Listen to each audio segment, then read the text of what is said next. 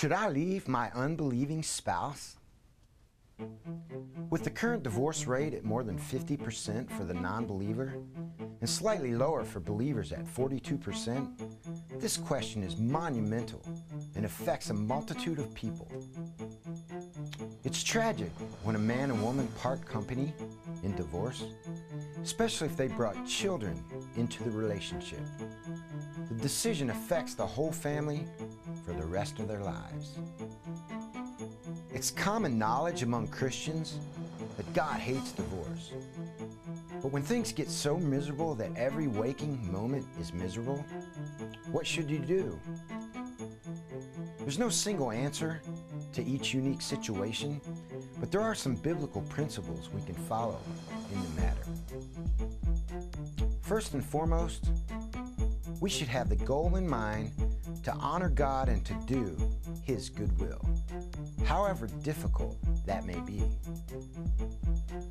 Now let's suppose you're a single Christian seeking to get involved with an unbeliever. Should you or shouldn't you? Let's take a look at 2 Corinthians 6:14. Be ye not unequally yoked together with unbelievers. For what fellowship hath righteousness with unrighteousness? And what communion hath light with darkness? What does a believer and a non-believer have in common? They might like the same sports or hobbies. They may have a common interest in a career, but do they have much more than that? A Christian should honor God and have God in their lives as the highest priority. Seeking to do His will and good pleasure should be increasing in their daily walk. Reading the Bible, studying, meditating on the Word of God, serving in the church, all of these are usually part of and a general pattern of works in the life of a believer. A non-believer doesn't care or worry about the things of God. He or she is only interested in fulfilling the desires of his or her own heart. Does that mean they're not generous or kind or compassionate? Not always, but you can be sure that the decisions that they make and activities they pursue are not centered around the servant life or becoming more Christ-like. The New Testament doesn't specifically say to the child of God, "Thou shalt not marry the unbeliever." However, there are specific warnings which should give one pause to steer clear of a relationship with a non-believer. At the very least, it should be noted that the unbeliever will cause the believer unrest and may derail their walk with God. Deuteronomy 7:3. Neither shalt thou make marriages with them.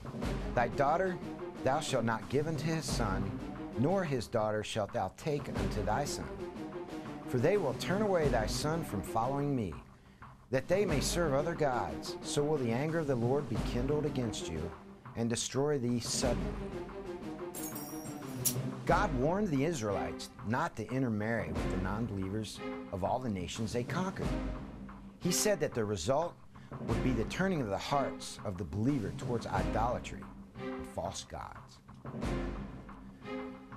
Now I know that this is Old Testament law and we're no longer under the law but under grace, but the truth of the matter is you will have issues that may become insurmountable should you seek to marry an unbeliever, especially against God's will. God can cause one's heart to be turned to an unbeliever because He's going to do a work in that unbeliever. He may open their eyes to the gospel, but you better be sure that God is leading you and not your own deceitful heart. It's possible that God can use you as an example and cause your unbelieving spouse to be saved. Let's look at 1 Peter 3:1. Likewise, ye wives, be in subjection to your own husbands, that, if any obey not the word, they also may without the word be won by the conversation of the wives, while they behold your chaste conversation coupled with fear. Just keep in mind, if you marry an unbeliever, you'll most likely be treated with a different kind of love and affection than you would have if you married a believer. They may even be harsh towards you or chastise you for going to church all the time or taking the children. This type of harassment may become common later on in the marriage. Are you willing to show them the love of God in all these types of situations? Can you endure the chastisement and ridicule without becoming bitter and sinning against your own spouse?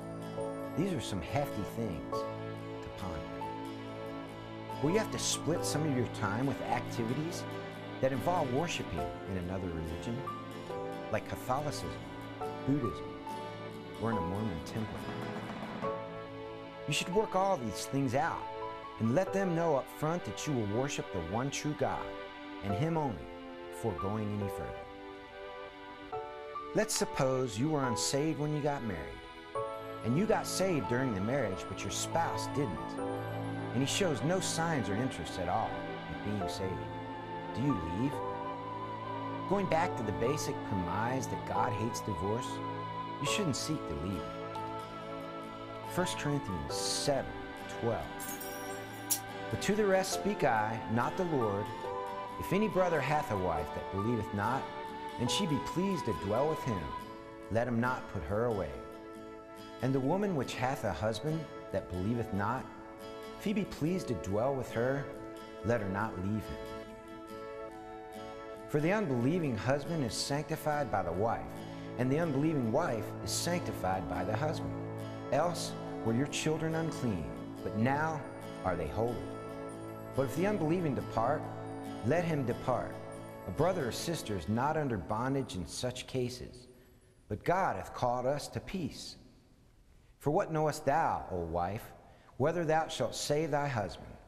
Or how knowest thou, O man, whether thou shalt save thy wife? The Bible clearly states that the believing spouse in this instance should not seek to divorce his unbelieving spouse. The believing spouse should seek to stay and show the love of God in action. It may be difficult and seemingly impossible, but God has a way of making the unbearable bearable. He also tells us that the unbelieving spouse is sanctified by the believing spouse so that the children are clean.